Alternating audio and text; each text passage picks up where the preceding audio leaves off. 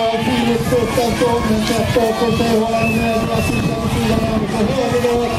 Tre cyklister i kväll. Det är Filip Gustafsson och så har vi Martin Hellevik. Sen har vi en Milås, en Lukas Lindfästen. Det är i alla fall nummer 12 som kommer upp först av de brassarna och ligger upp på den återvärda finalplatsen. Filip Gustafsson och sen har vi Martin Hellevik och Mikael Jönsson, de tre främsta i det här rafflande semifinalen.